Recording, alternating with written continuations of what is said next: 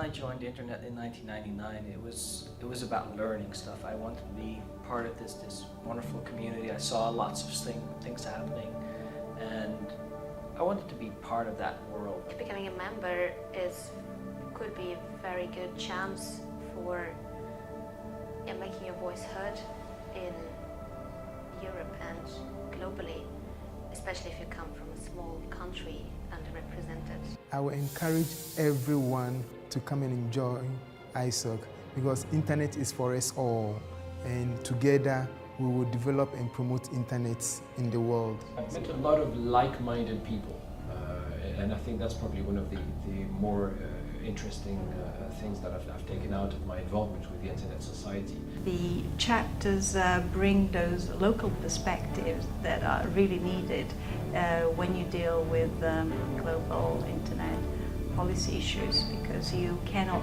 reach every corner of the world unless you have a member there who is involved very deeply on a day-to-day basis. I would say that anyone coming from a developing country should join, actually, because it's an immediate access to a lot of knowledge and a lot of processes going on and that shape the internet. And for me, all of that is just more fulfillment, that I feel that my life is meaningful and that there is a reason, there is a purpose. Why should I be a member of ISAC, and why should I promote the internet more, and that people can use it and share information, because that's improving ourselves as a private persons, as a social persons, and that's really great, and ISAC is wonderful for that. Greetings, my name is Jasper Mawana, the President of the Internet Society. Warm regards, welcome you to the Domain Name Systems Forum 2022, which is the second edition of such a forum, with support from the Postal and Telecommunications Regulatory Authority of Zimbabwe, the Internet Society Global, Africa Top Level Domain, the government of Zimbabwe. It's a pleasure that we have so many people interested in the development of DNS in this country, and want to applaud the regulator for taking the initiative after we did the first DNS forum last year, where we made recommendations to the regulator pertaining, a sustainable way of implementation in terms of structure of DNS in Zimbabwe. And this year we are deliberating on the draft statutory instrument on domain name systems registration regulation management, where we're looking at issues to do with the standardized pricing, where we're looking at issues to do with the establishment of the National Domain Names Registry, where we're looking also to issues to do with the accreditation of registrars.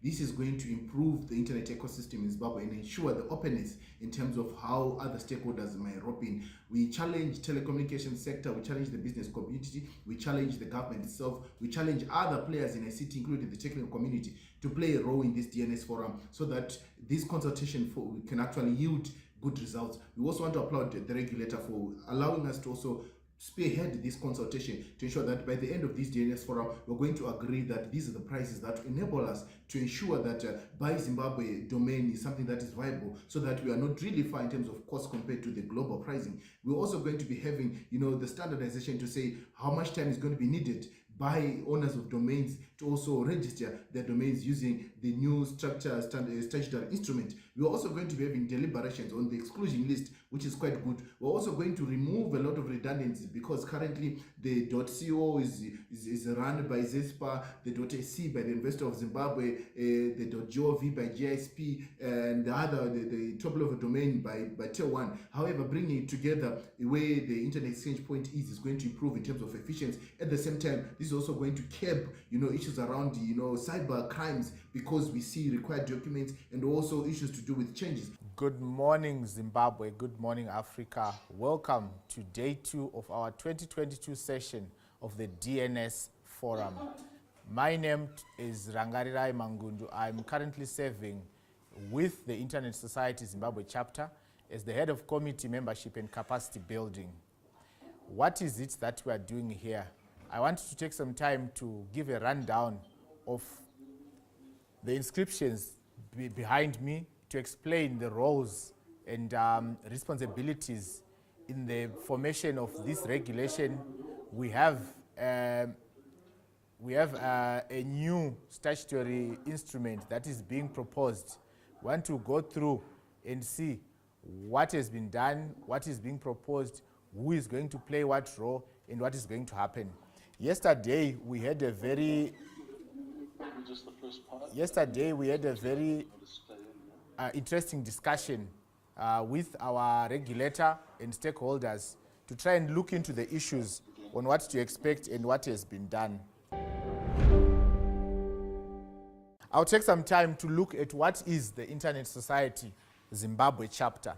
The Internet Society itself is an international organization, a non-governmental, a non-profit organization that champions the access for the internet to all persons. You are going to realize that everything that we do nowadays has something to do with the internet in one way or the other. We believe from the Internet Society that the internet is for everyone and we want to connect the unconnected. As someone from a technical background, if I hear the term DNS, domain name systems, I think about resolving IP addresses. I think about DNS for cybersecurity. It's now important for you to worry about what you post on the internet, what remains, what is your digital footprint. Yes, DNS can be used for cybersecurity, and we are here to try and water down everything for everyone because we want to leave no one behind. Remember Agenda 2030, remember our NDS strategy. We want to leave no place and no one behind. We have got partners in this, the government, ZISPA, which is also a voluntary organization putting together internet service providers in Zimbabwe, and which has been a major player in this whole domain. We have POTRA as our regulator, and also AFTLD dealing with top-level domains in Africa. As the Internet Society, our role in all this will be largely to disseminate this information to make sure that everyone knows why we are here, what we are doing, what to expect, what is going to change, what's going to be your role. We had very interesting discussions that we are going to summarize just briefly. And you may be wondering, what is a domain? The best thing that I can say is a website is your home address on the internet. We know where to find you because of where you stay physically, right? Your business, the world has changed, the dynamics have changed. We have a lot of startups from young persons trying to make a living, trying to make a difference before they say life starts at 40, right? We want to make a change. You've got your own small hustle. You make and sell bread. You want to sell to people in Mrambinda, you want to sell to people in Maputo. You want to sell to people who may actually be living in Egypt. The website will be how people are going to find you on the internet. So these domains, or these ends of domains, are the different types or classifications that we'll be using. The .org, the .co, .zw are reserved for individuals. Anyone can use them for the right purpose. There are instructions or there are regulations on how to do that. The .ac is associated with education and .edu, but we reserve the .gov for the government business. Basically, this is what we are doing. We want to be living in a digital economy. The Zimbabwean government has been doing a lot in trying to make sure that we move as a country into a digital economy with everyone participating, with everyone making sure that they can actually compete. Why are we doing so? COVID-19. It came and disrupted the way of doing business. If you cannot sell your buns, if you cannot sell your chicken and eggs over the internet, you may not be able to reach a lot of customers. So, like I said earlier on, it's day number 2. We want to get right into the deliberations to hear the pricing consultations, the formation of the registry, who is going to be the registrar, how are we going to be communicating with them. Remember, we talked about conflicts yesterday. Should you be starting your own poultry business? I'll give an example. Mega abilities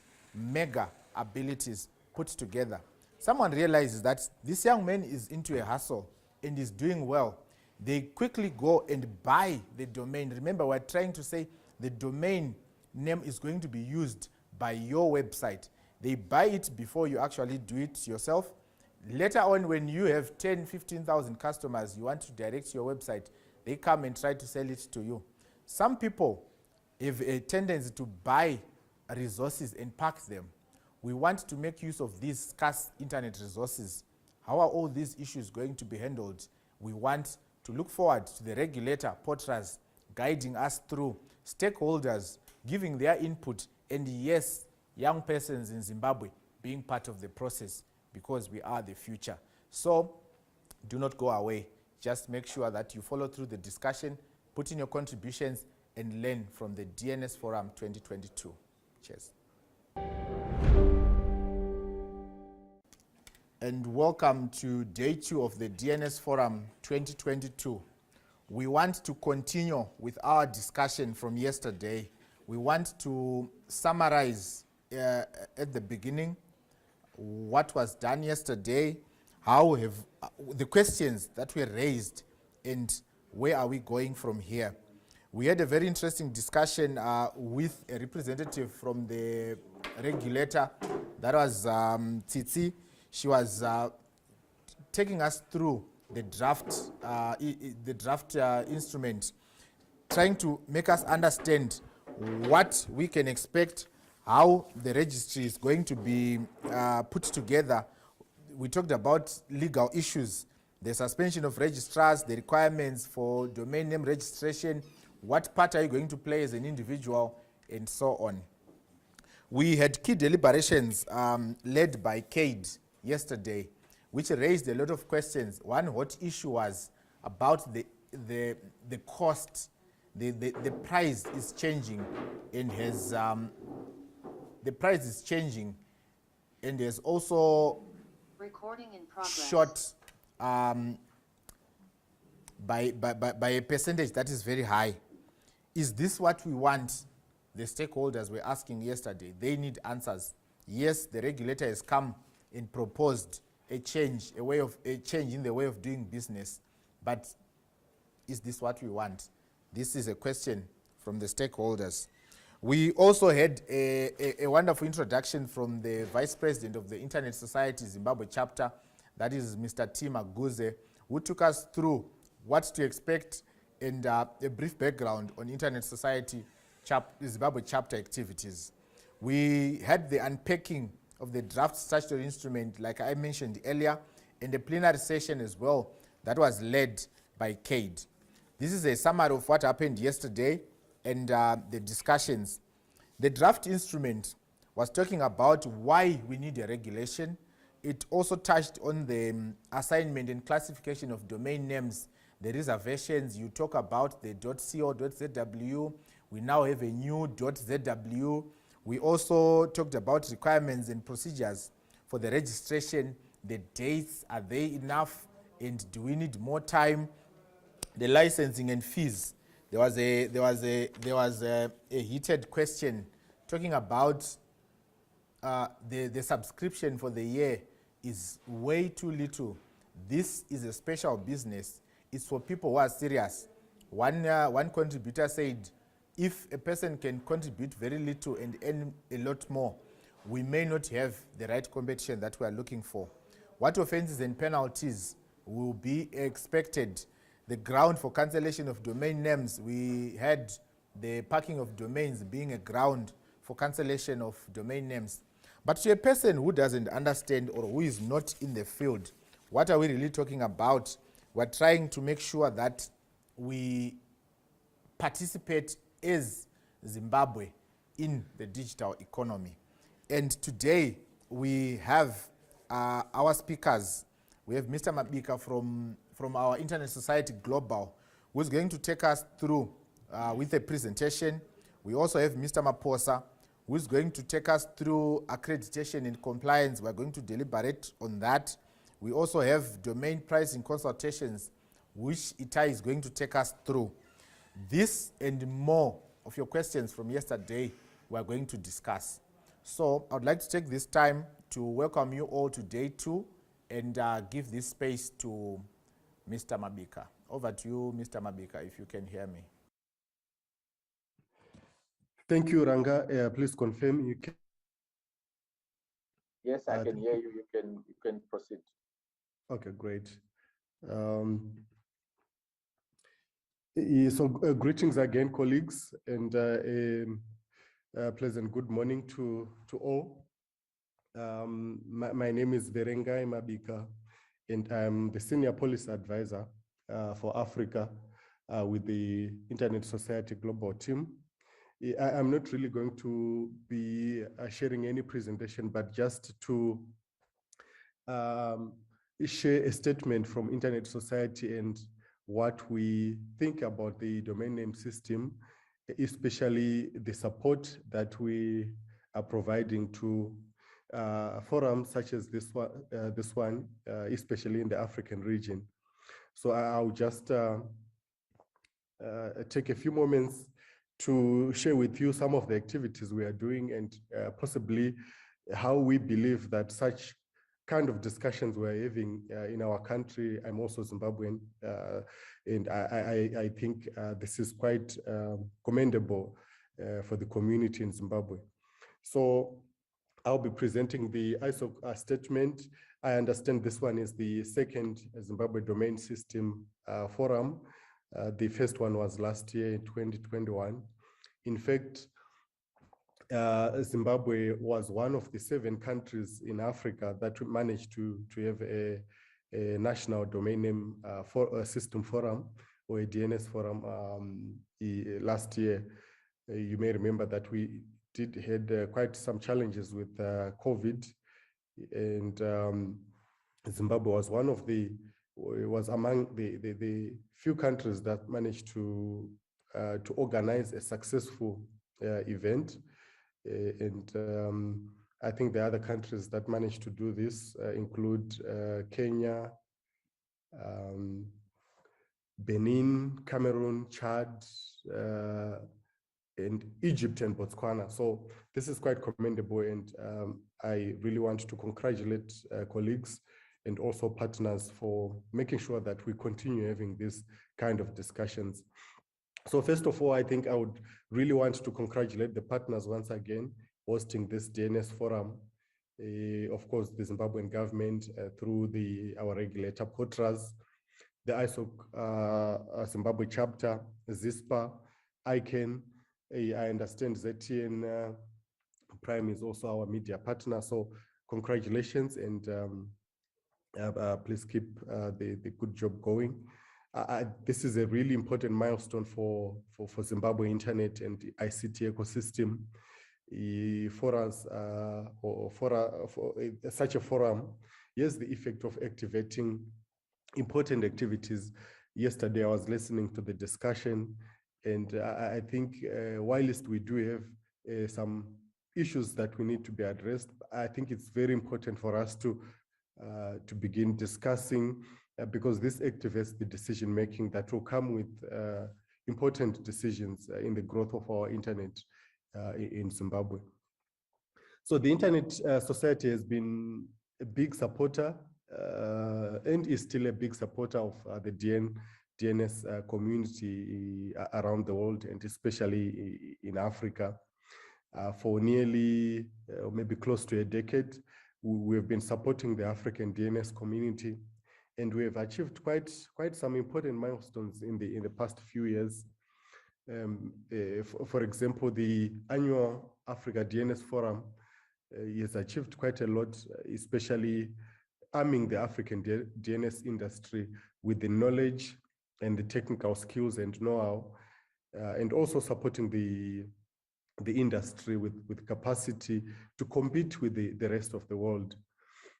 Maybe I should mention that in 2019, for example, the Africa Registrars Association was formed in Dakar in Senegal, and we have seen over 90% of African CCTLDs that are automating to its registry systems.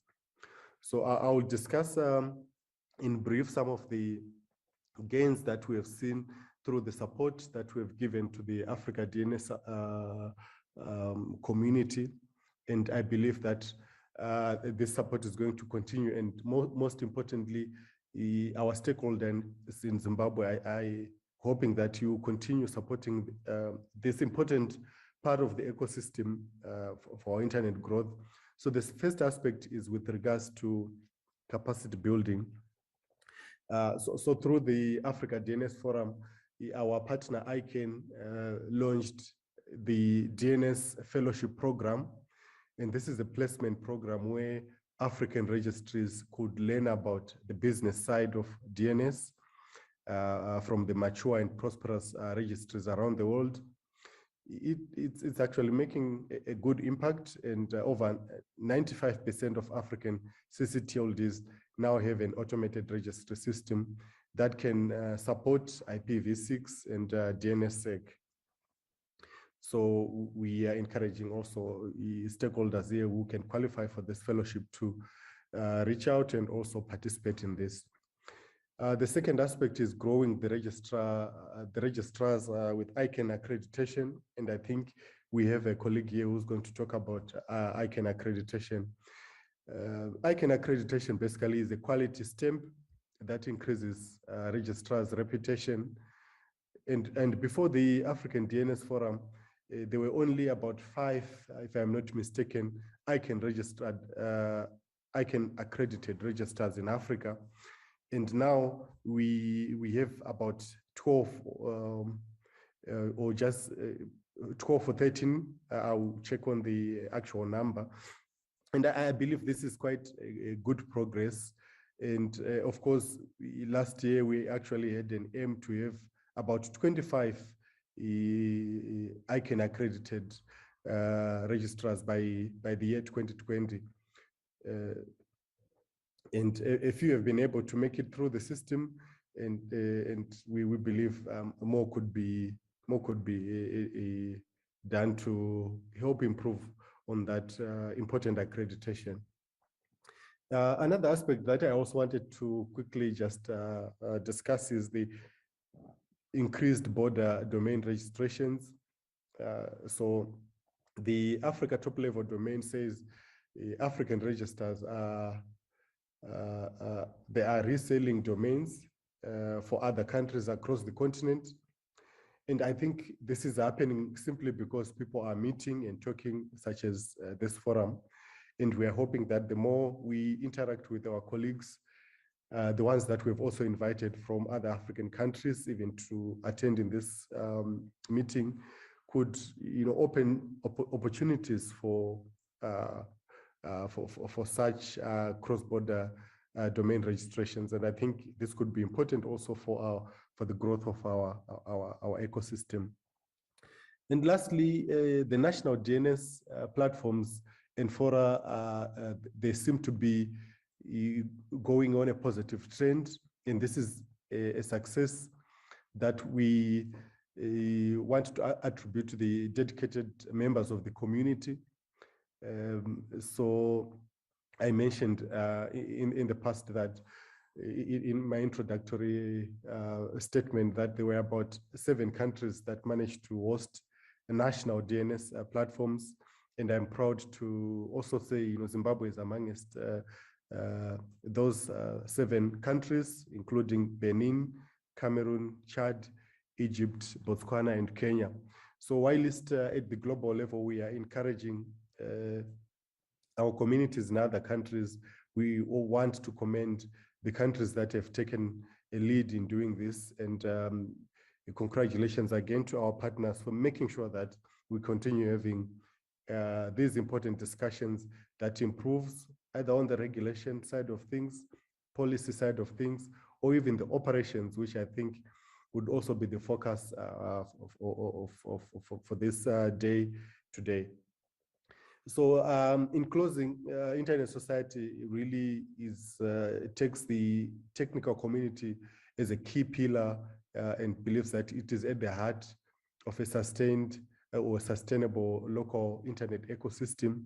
Of course, without the trust and collaboration between those who build and maintain the internet, everyone's internet is most likely going to be weakened. So this is why we are dedicated to building communities, to build infrastructure, trust, and better local traffic exchange locally. So we definitely rely on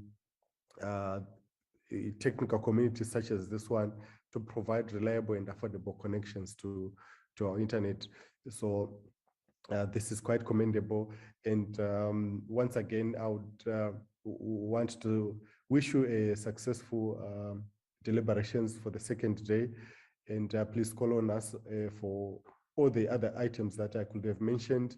If you want more information on the fellowship programs, the training programs that are available. But of course, our Zimbabwe Internet Society chapter here's most of the info, is all of the information that are associated with what I have just shared with you.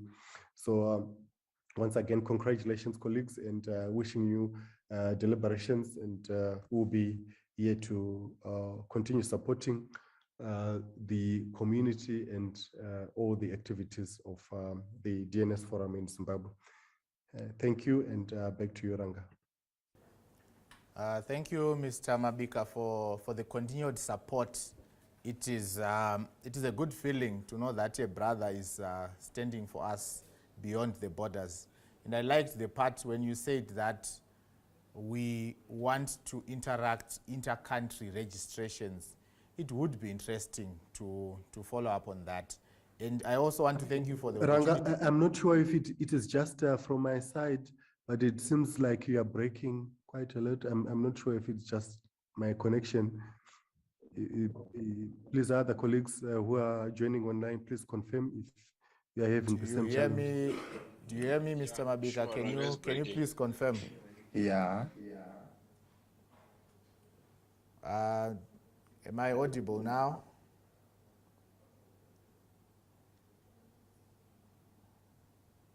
Right. Okay. Hello. Am I audible now? Yes. Yes. All right, thank you. I was saying that, thank you, Mr. Mabika, for standing in for us as a country and availing such opportunities. It would be interesting to follow up on the inter-country type of registrations, learning from matured registries, the opportunities being availed. That is very noble, and thank you for the support you are also giving to us as the Internet Society Zimbabwe chapter.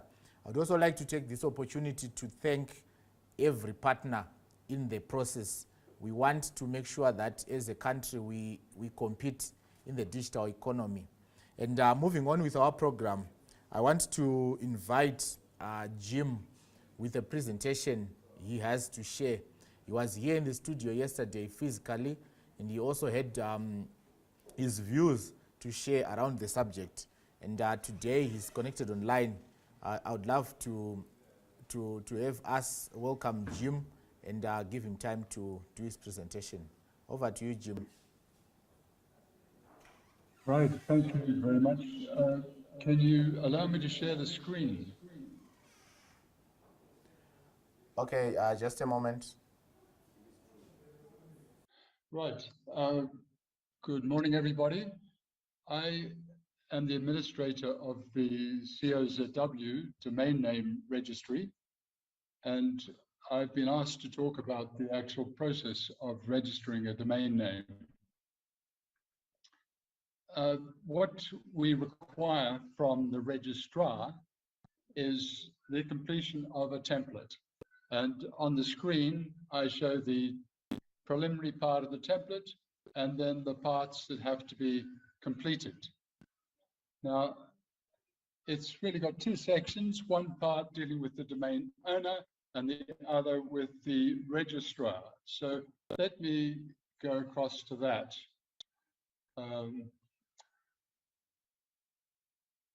This is the information that must be supplied by the applicant for a domain. And it looks extremely simple, and yet this is the most difficult part of my job in terms of managing the registry. At the bottom are the details of the name servers, the host names, IP addresses. That isn't actually the difficult part. That can all be automated. That's quite simple. Checks can be carried out as to whether the name servers are authoritative or misconfigured in some other way. but I really want to focus on the question of domain ownership and put this in the context of moving from an interactive system such as, well, a system that involves manual intervention that I do, and one that's fully automated. So first of all, let's talk about the importance of a domain name. It is a piece of intellectual property that can be of enormous monetary value to the owner of the domain. So that is the reason why it's very important to have the ownership of the domain correctly registered with by the registrar and with the registry itself. So its domain ownership is important for the registrant.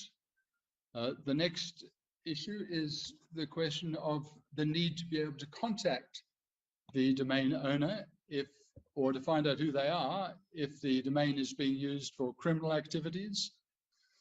And on the other hand, a domain may be abused by a third party, by hackers. And in that case, it's very important to be able to get back to the owner very quickly so that they're aware of what's going on and they can take necessary action to protect against it.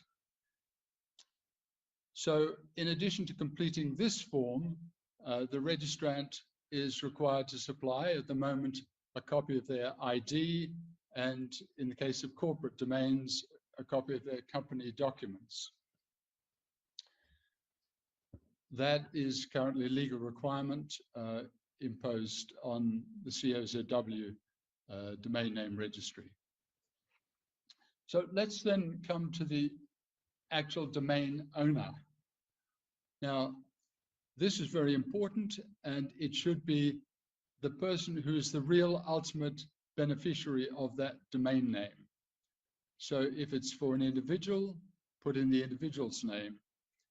If it's a corporate account, then the domain owner could either be the owner of the company, or it might be the name of the company itself. There's no particular rule about that. Some people prefer to put the company name, some people prefer to put the owner's name, particularly if it's a private limited company. However, what I often find, and this is the biggest problem of all, is that the company will employ a consultant to do the registration. And then the consultant will put their own contact details in there as being that of the domain owner. And sometimes when I contact the company concerned that wants the domain, they say, well, that's fine because they're our consultant. They don't appreciate the fact that the registration of the owner is very important. I like to compare that to the question of a company that purchases a new company car and asks one of their staff members to go and get it registered. They wouldn't be at all happy if that person then went ahead and registered the car as being their own, with their own details on the registration papers. They would be outraged if one of their staff members did that.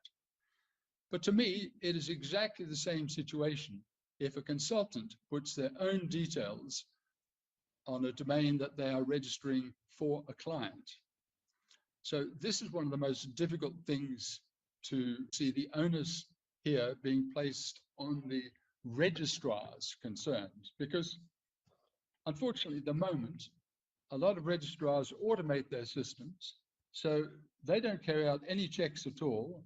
I receive the information and then I feel responsible for checking it. And time and again, I'm rejecting applications. I would say about 20% of new applications I reject because of problems with the information they provide in this section here. So it's a question of know your client, and that's the responsibility of the registrars, because they are the ones that are being paid by the applicant for the domain name.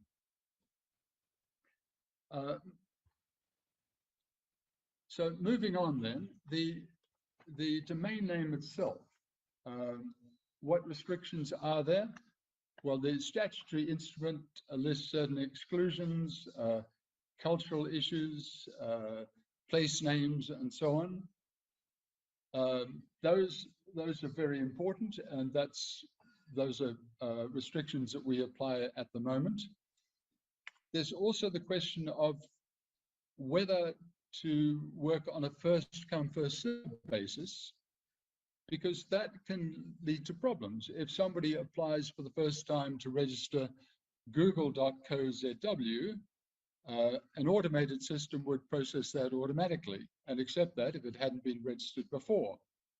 But at the moment, if I recognize a domain name as being that of a well-known trademark or well-known company or organization, I then reject the application, because I find many cases where people are just opportunists and think they can jump on a domain name, squat on that, and then try and sell it later on to a person who's got a real genuine claim to the domain name. In the past, I've had people wanting to register all the most common surnames in Zimbabwe, for example, or somebody else who wanted to register the names of all the schools in Zimbabwe so that they could ultimately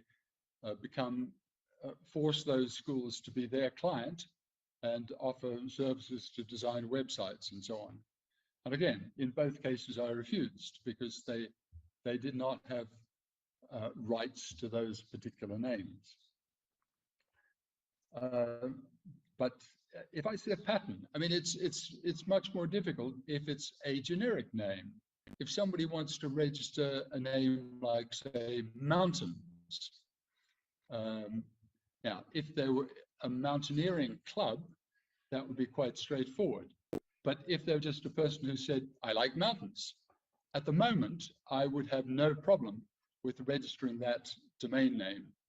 But I see in the statutory instrument that there is a requirement that there has to be a clear connection between the applicant and the domain name. So I'm not quite sure about how that is going to work in the case of generic names. On the other hand, I'm not happy about people who just register large numbers of generic names in the hope of squatting on them and taking advantage of them at some time in the future. But I don't have a legal basis to reject those. It's a question of what is the limit? If a person registers 2 generic names, is that okay? And is 10 not okay? So that's a question mark that I think needs to be resolved. But the statutory instrument talks about cyber squatting, and I think that's difficult to define. I think it's very clear if somebody's trying to pass themselves off as somebody else, and that must clearly be rejected. And I fully support that concept in the statutory instrument. But cyber squatting, in the case of people that just buy a domain name but then don't use it, is something that is against our current terms and conditions, but we don't have any clear mechanism to determine whether a domain is in use or not, except by contacting the registrant and directly questioning them and asking them to prove that they are making use of it. So there's no easy test to find out if a domain is being used or not. So I leave that for further discussion. If we go further down, we come to physical address. Now this might seem simple, but time and again, people put in an address like Harare. That's not good enough, I'm afraid. What we need is a complete address, the street number, the street name, street type. Don't just say 11 Borrowdale. Does that mean 11 Borrowdale Drive or 11 Borrowdale Road, or does it mean plot 11 in Borrowdale, spelled out accurately? Now, I will come at the end with some suggestions on the question of physical addresses. Postal address, well, normally that would be the same as a physical address, but some people have post boxes, so that should be included there. I think the town and city, country, those are pretty obvious. Phone number. At the moment, well, it is a requirement to provide a phone number, which can be a landline or a cell number. But I would propose that in future it be compulsory to provide a registered corporate SMS number in the case of companies, to which a test SMS can be sent to verify that that number is in fact valid and owned by the registrant concerned. Fax numbers are virtually obsolete, so you'll see that there's no asterisk there to indicate that that's compulsory. It's no longer a requirement. The next one is the email address. And again, this must be in the name of the registrant. Now, a secondary issue with consultants is that they may correctly list all the items from 2A through to 2H, but put their own email address. Now, I can understand why they do that, because they want to see copies of correspondence. But what I have told registrars to do here is to, in that case, list two addresses. The first one being that of the registrant, and the second address being that of the consultant concerned. So it means the consultant who's done the work does get copies of the correspondence. Description. Now, people may say, why on earth is that needed? And my answer to that is that the description becomes very important when you're looking at the patterns of registration. And if you see a pattern of one individual registering domains that are as diverse as, say, mining and medical services, then you have to say to yourself, well, perhaps that's a consultant that's registering these different organizations. And it does not look like as though that is the owner that is registering it. So I think it's very important there. I think it's also important from the legal point of view when it comes to any disputes about a domain name. In the case of mine, I'm also the system administrator of a non-profit email service called Mango. And some years ago, an organization came in and started advertising under the name of Mango. And the fact that they were in the same field, in the internet sector, meant that we then challenged their use of that name.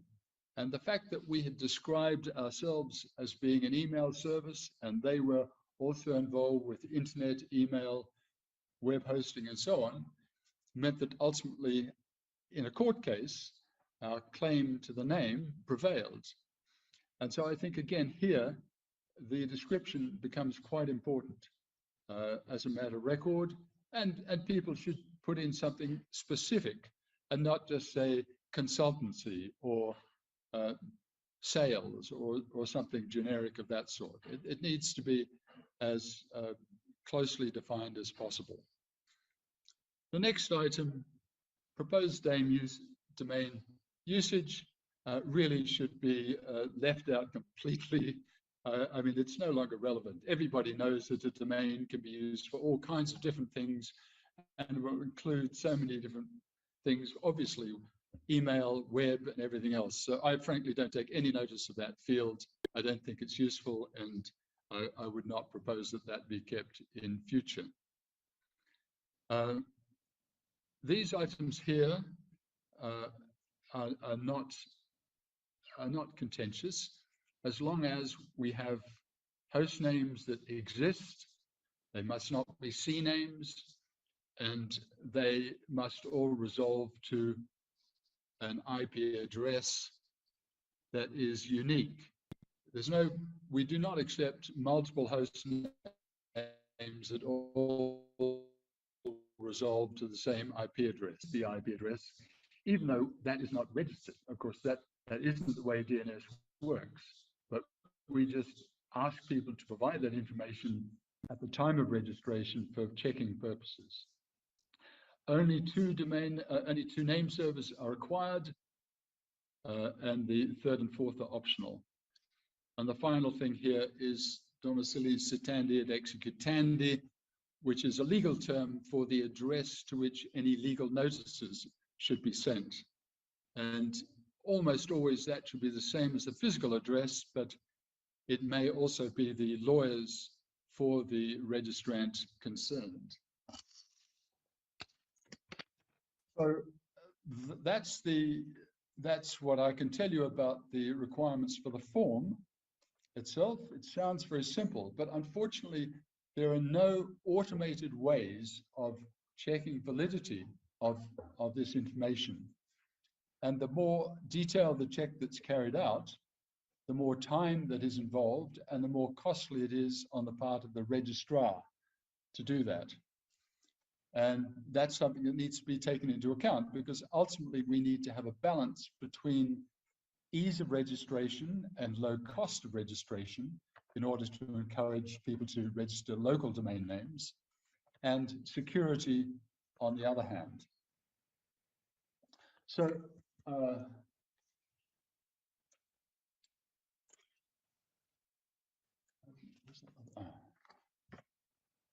I have a number of proposals here in relation to the registration requirements.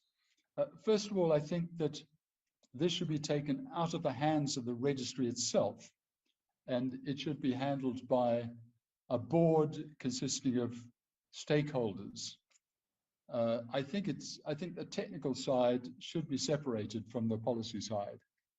And that's something I would like to put to Potres, because at the moment, I've been making up the rules in conjunction with Potres. I think that it's much better if all the key stakeholders have a say in the whole process. Automated systems have a problem in that you have garbage in, garbage out.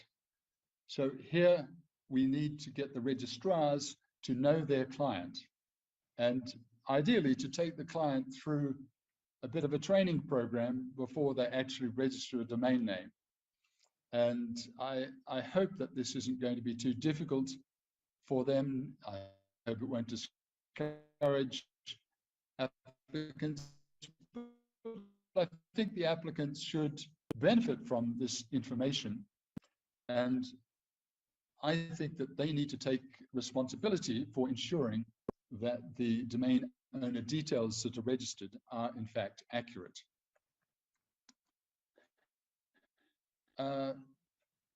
Another couple of points for the longer term.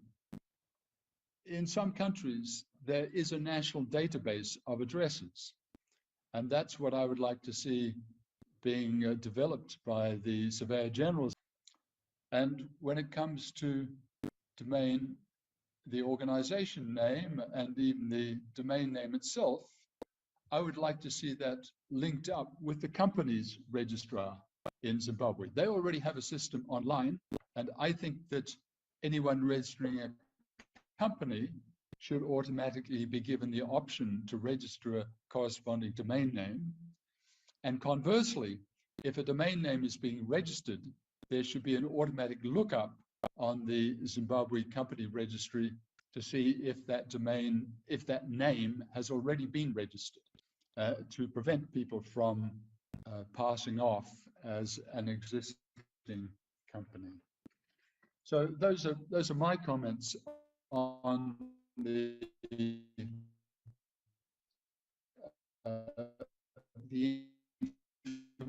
information that's required to be provided on registered files.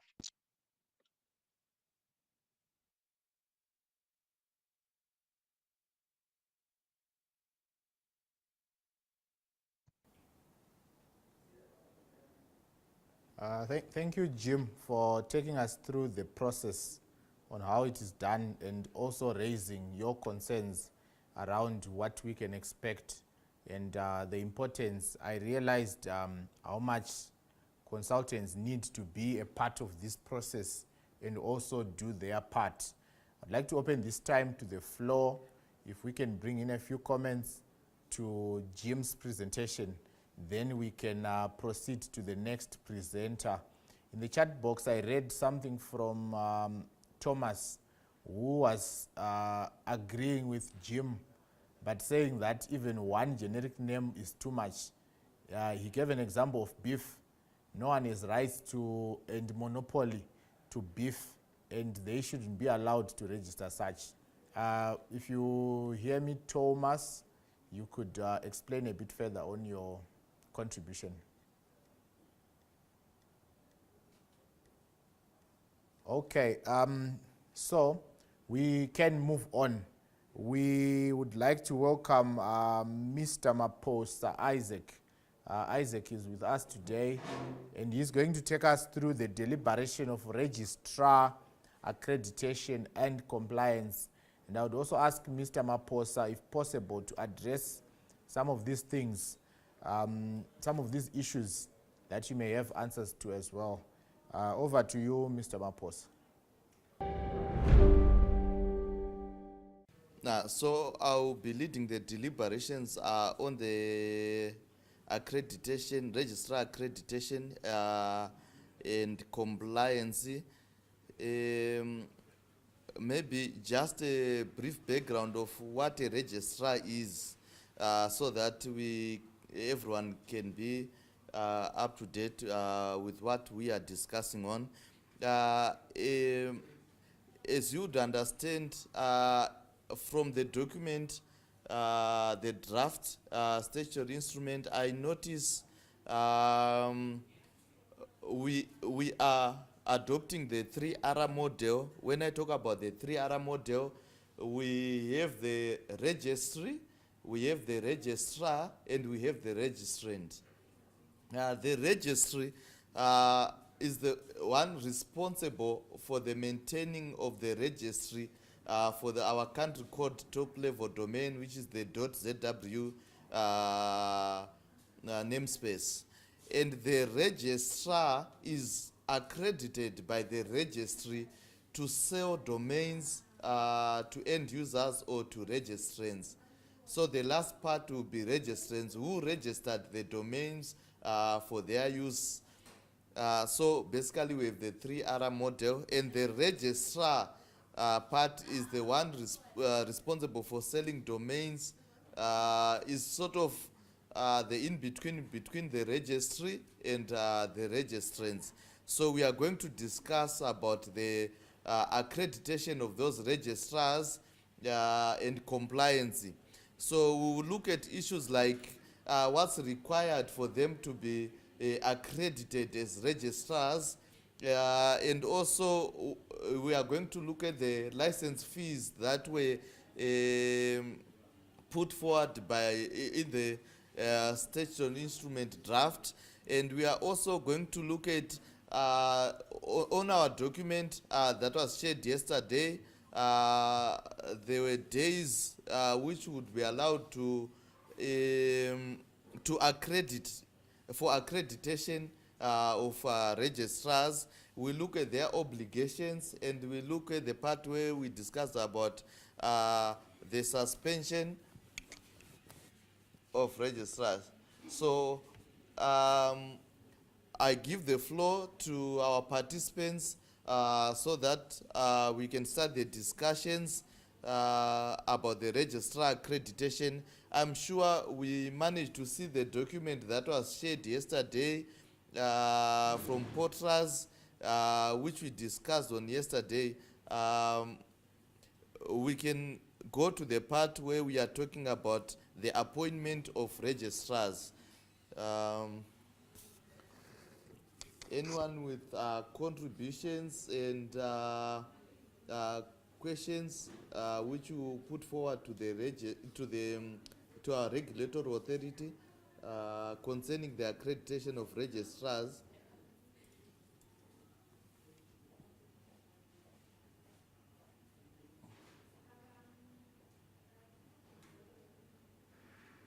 Okay, I'm just checking if we have any hand up.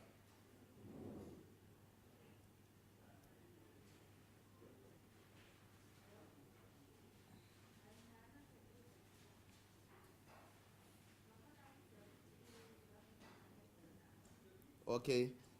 Was way to for any contribution from the discussion we had yesterday, or from the presentation that was made yesterday.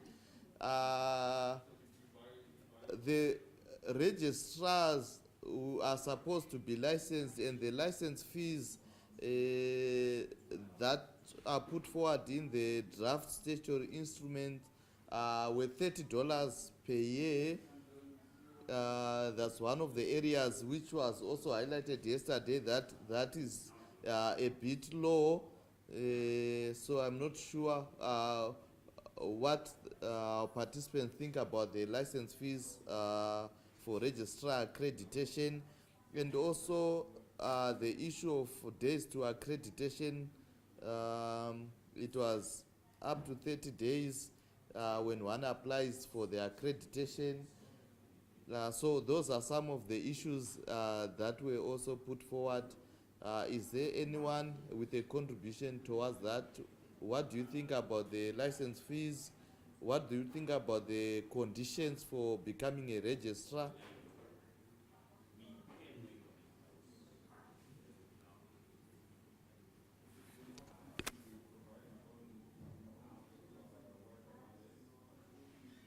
Okay, I see one hand raised. That's Comborero. Over to you, Comborero. You can take the floor. Okay, thank you. Yeah, so I also agree with that view that $30 per year is a bit too low for registrars. I propose maybe like $120 per year, which is equivalent to $10 per month. I think it's reasonable if it's raised to $120 per year. That's my suggestion. Okay. Thank you, Comborero. I'm sure we have the regulatory authority on the meeting. They will be taking notes of all contributions being put forward by our stakeholders. Over to you, Manu Zengwe. You can take the floor. Thank you for that. I just wanted to find out this whole accreditation process. The currently active registrars, do they get automatic accreditation, or they'll have to go through that process as well? Okay, thank you, Manu. Currently, the registrars are not paying accreditation fee, but they pay yearly fees as registrars, which is $30 per year, and also they are charged per every domain registered, which is 100 bond, 100 RTGS per domain.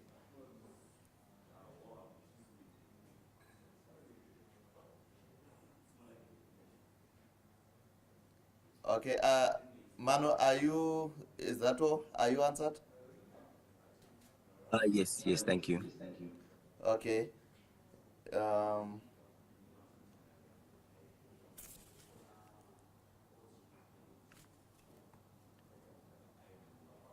Okay, I don't see another raise and on our floor. Is there anyone with a contribution?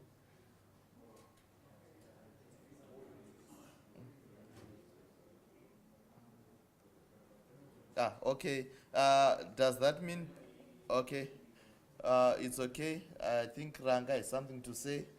Over to you, Ranga. Yes, I've got a contribution, and it's from yesterday's discussion. I saw Jim's hand up. I was going to summarize. I'll let him speak on how is the registry going to be put together. Who is going to be doing what?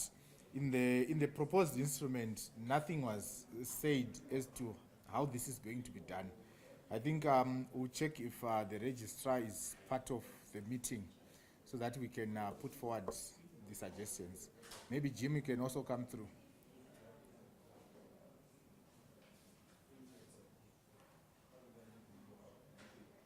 Over to you, Jim. You can take the floor. I think that the fee for registrars on an annual basis should be high enough to discourage chances, really, because if the fees are very low, it just means that any individual that's, say, wanting to register a couple of domain names of their own can apply and become a registrar. And, I think any registrar that's serious should be able to afford a considerable amount of money. And, I have to try to separate my own situation as being managing a registry, but I'm not thinking about myself here, but for the future. We don't want large numbers of individuals or people who are just going to register a handful of domain names becoming registrars. I think it's going to be much more difficult to manage, and the job of the registry in future should be focusing much more on evaluating the performance of registrars, especially in relation to what I've said about domain name ownership and owner details, and following up with technical issues about their name service and so on. So too many chances would come in if those fees are kept low. So I think that's the reason I would like to see a fairly substantial annual fee. And for the major registrars, that won't be any problem at all in terms of being a percentage of their costs. But I would like to see discouraging just people who are really chances.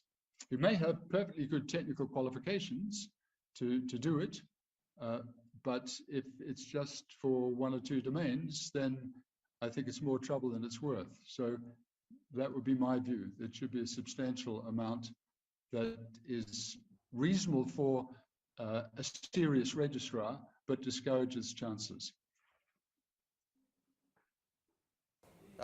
Thank you, Jim.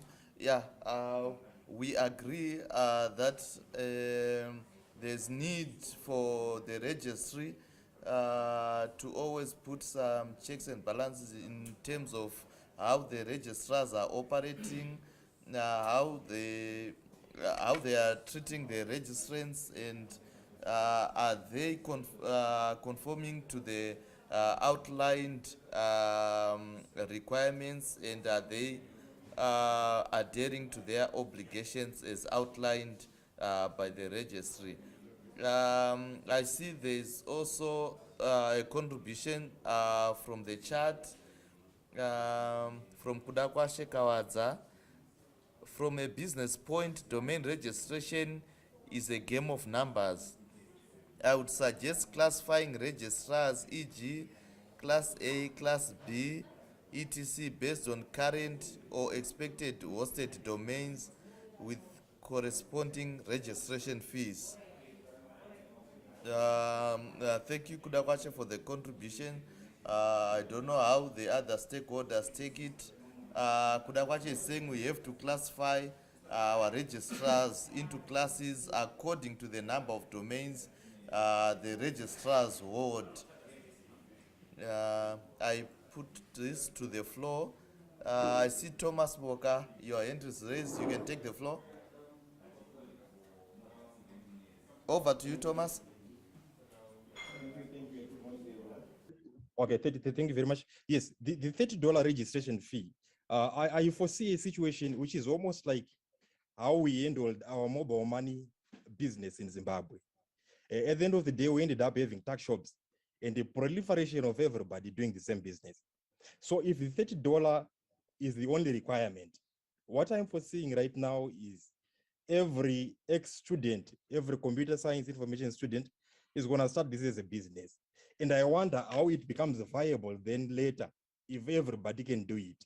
So the $120 fee, I see it as it encourages everybody to get in.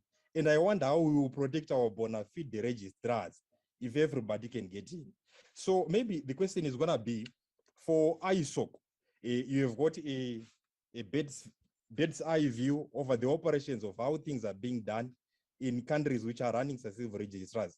How are they doing it? Are they doing it this way whereby we charge the minimal fee, or there are other restrictions which only allow bona fide registrars to come in and be protected from within the industry? Thank you.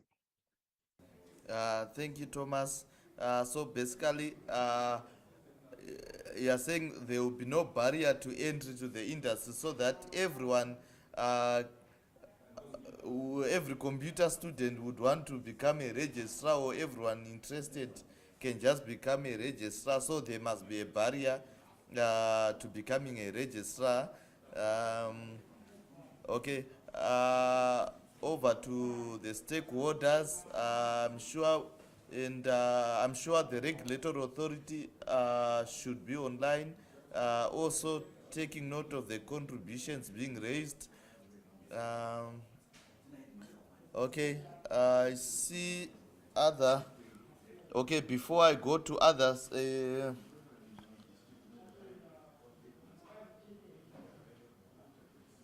okay, there's a comment from Percy. I think there's a mentality to just make it exclusive. There are no technical challenges we cannot overcome with technology. If everyone in Zimbabwe wants to be a registrar, then there's no reason against it. Beyond just wanting to be exclusive, the more members, the more funds are raised. That's a comment from Percy. I'm sure it's a follow-up from Thomas's contribution.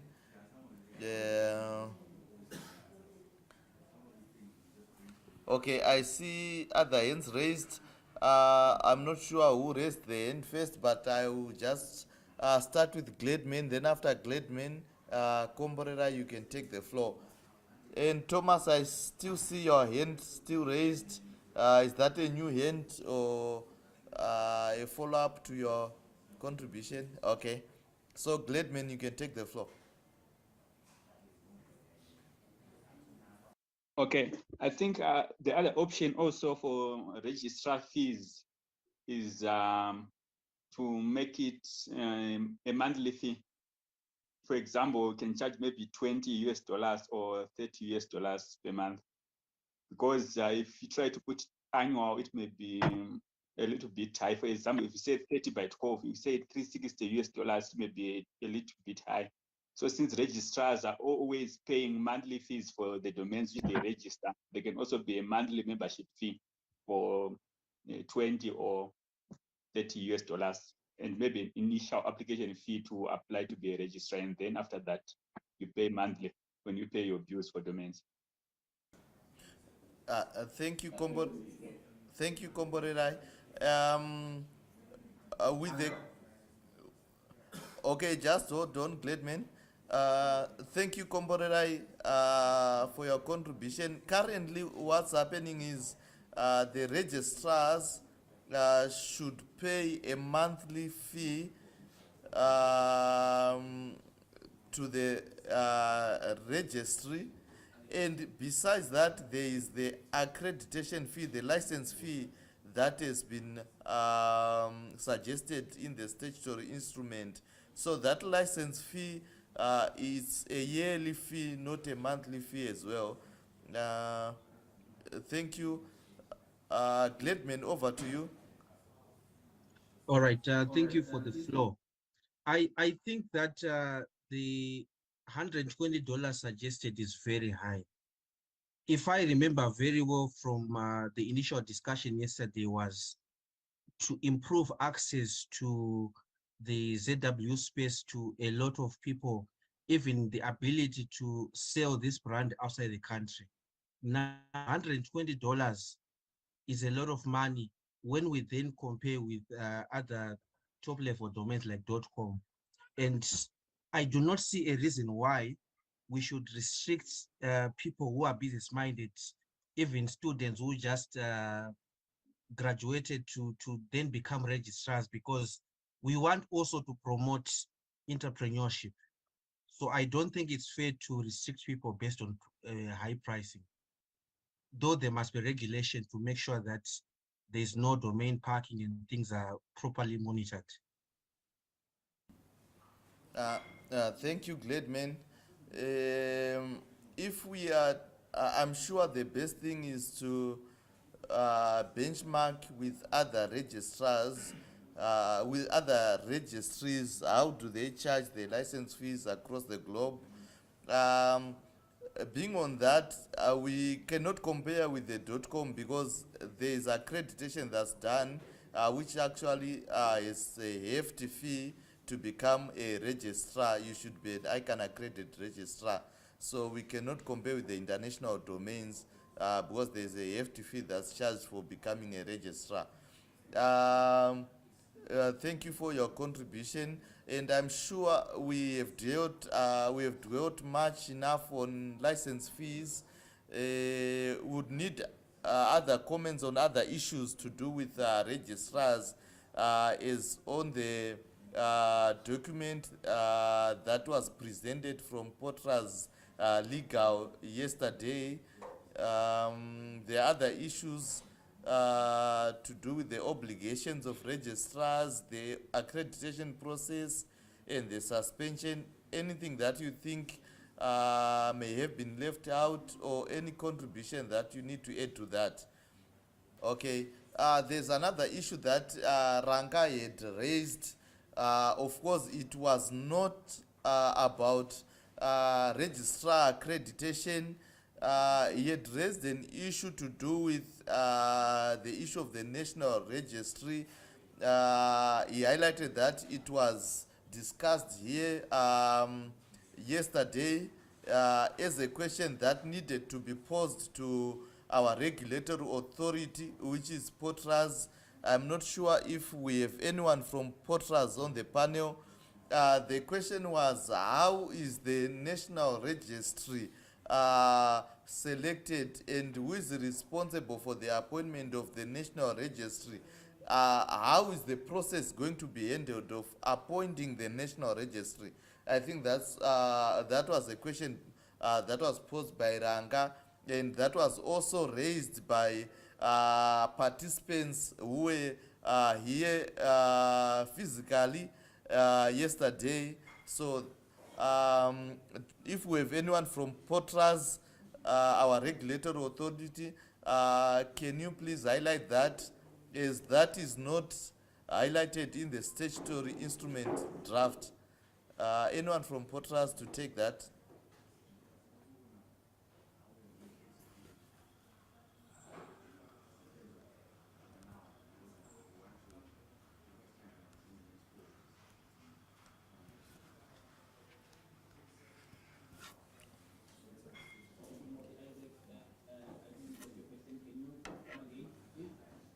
Oh, okay. The question was, the participants who were here physically yesterday raised the question, who is going to appoint the National Registry, and who is going to be the National Registrar? How are we going to set the criteria for selecting the National Registry? Is that is not highlighted in the draft statutory instrument which was presented or which was shared by our regulatory authority, Potras. So that was the question Ranga posed, and I think we would need an answer from the regulatory authority, which is Potras. Yes, and we would also like to hear our contributions as stakeholders. What do we expect to happen? As you are aware, Potras is actually the regulator of the telecom sector. So part of our mandate is licensing operators that are operating in this space. So if you see in that the draft document, on the setting up of the registry, there are two options. Either Potras is going to appoint a registry, or Potras is going to license a private entity to operate the registry. Those are the two options that are there. So the first one is just Potras is going to appoint. Obviously, it means Potras is going to do everything. On the second point, Potras is going to license a registry operator. So when we are licensing a registry operator, you see that we do an advertisement similar to what we did when we published in the presses for people to apply for the new network licenses. So if we are licensing a registry operator, we will follow that process whereby we send out an application for people to apply, who will be obviously meeting a certain criteria that will come up with. But obviously to come up with that criteria, obviously we'll do engagements obviously in the background, as we have been often doing before. Obviously we go to the current registries, we ask them what they do, what are their challenges, how they want the next DNS registry to be, and those kind of things. Thank you. Thank you, Thomas. I think I will hand over to Ranga and you take over. Ranga, is this answered? You can take over. Yes, we'll wait to hear from our participants as well. What do they feel about the response? Thank you, Thomas. Thank you, Mr. Maposa, for the contributions. And as we come towards the end of our discussion, we want to invite Mr. Itai. We have an ICT consultant. If he is part of the meeting, he can take us through domain pricing consultations. I'm just checking if he's part of the meeting. That's okay. At this point in time, I want us to put forward any thoughts or any questions and contributions that we may have within the chat section. Percy is saying we need to put value and reverence to our field. Is this how we want to? He says if you are providing a great service, there is actually nothing to worry. And Comborero, you can come through if it's not a historical hand. Okay, thank you. I wanted to make another contribution on the pricing. If of local domains, if we look at the top, what we consider with the top ICT or tech countries in Africa, with vibrant tech sectors, there's South Africa, there's Kenya, and there's Nigeria. So I checked the price of the domains in those countries. For South Africa, for .co.za domains, you can get one at 90 Rand, which is equivalent to about US $6. Then .co.ke, you can get one for 800 Kenya shillings, which is equivalent to about US $7. Then for .com.ng, which is for Nigeria, you can get one for 1,100 Nigerian naira, which is equivalent to about US $3. So since you also want Zimbabwe to be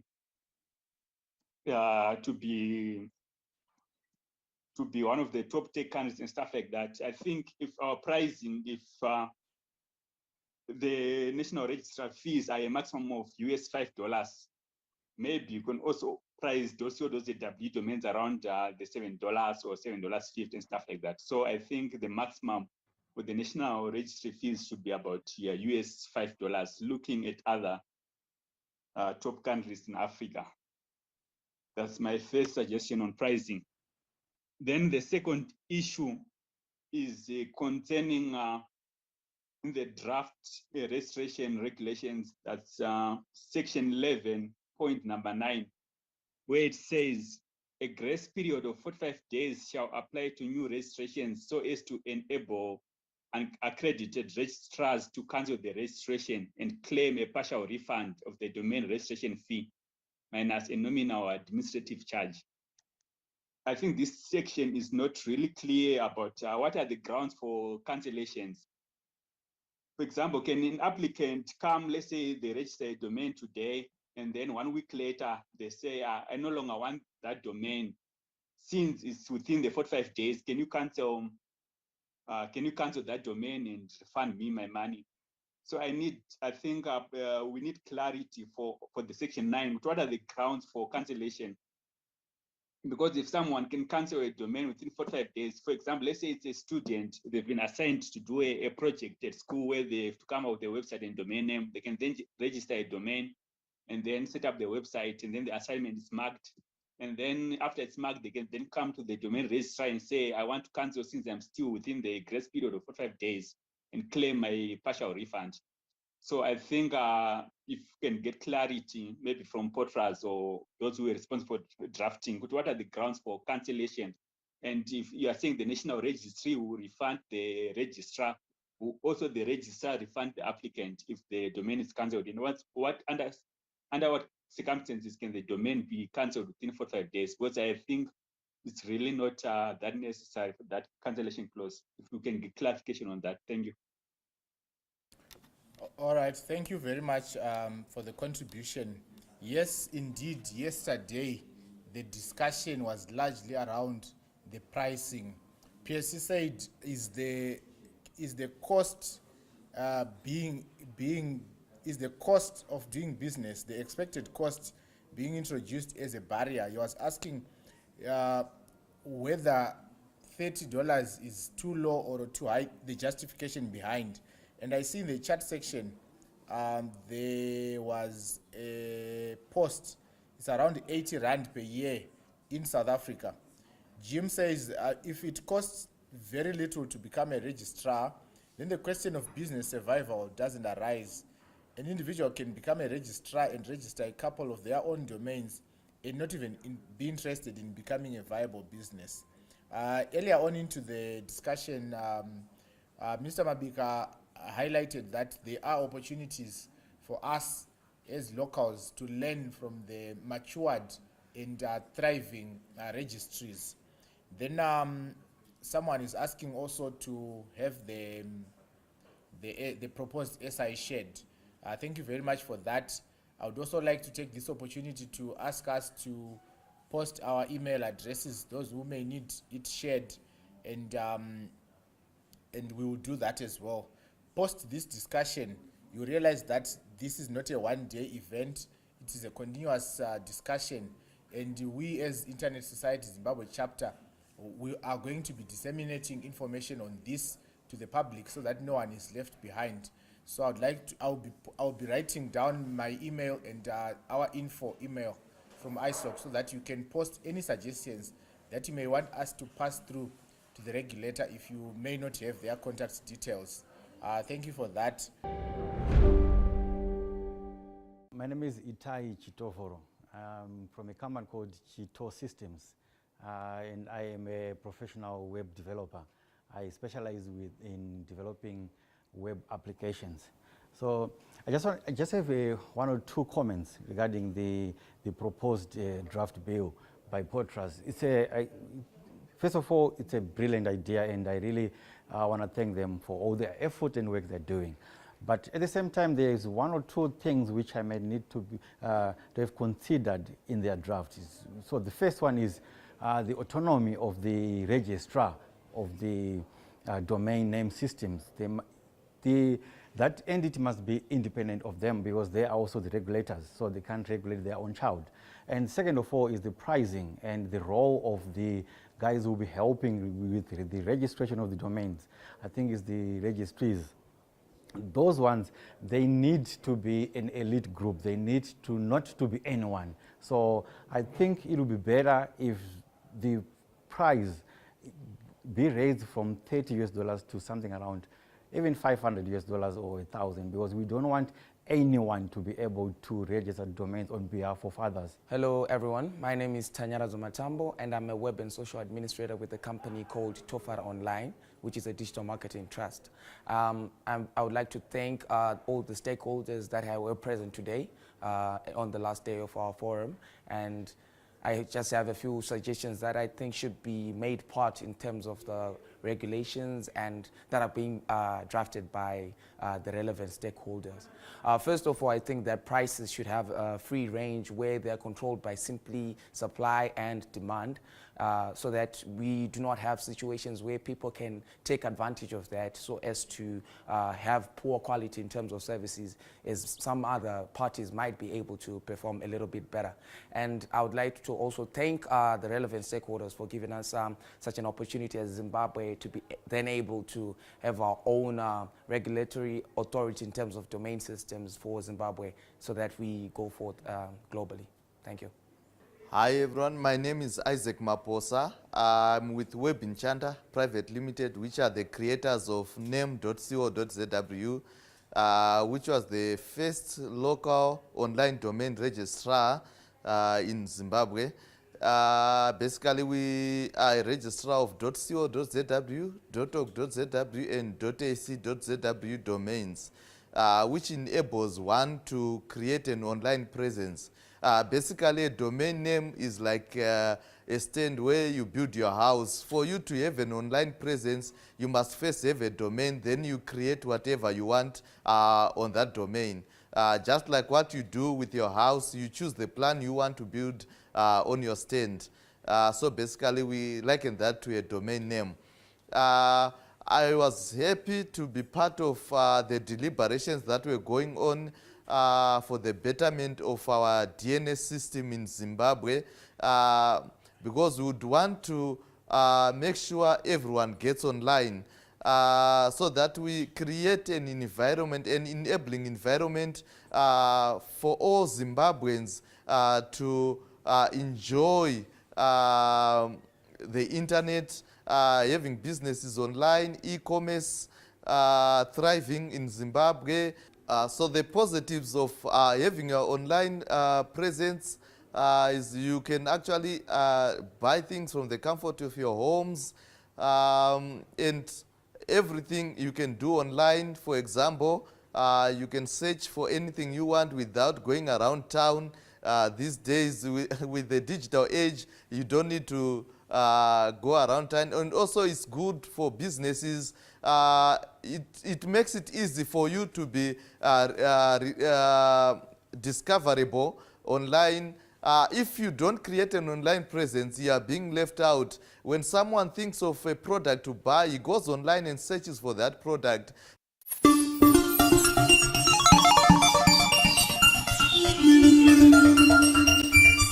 When I joined the internet in 1999, it was about learning stuff. I wanted to be part of this wonderful community. I saw lots of things happening, and I wanted to be part of that world. Becoming a member could be a very good chance for making your voice heard in Europe and globally, especially if you come from a small country, underrepresented. I will encourage everyone to come and enjoy ISOC, because internet is for us all, and together we will develop and promote internet in the world. I've met a lot of like-minded people, and I think that's probably one of the more interesting things that I've taken out of my involvement with the Internet Society. The chapters bring those local perspectives that are really needed when you deal with global internet policy issues, because you cannot reach every corner of the world unless you have a member there who is involved very deeply on a day-to-day basis. I would say that anyone coming from a developing country should join, actually, because it's an immediate access to a lot of knowledge and a lot of processes going on and that shape the internet. And for me, all of that is just more fulfillment, that I feel that my life is meaningful and that there is a reason, there is a purpose. Why should I be a member of ISAC, and why should I promote internet more, and that people can use it and share information, because that's improving ourselves as a private persons, as a social persons, and that's really great. And ISAC is one of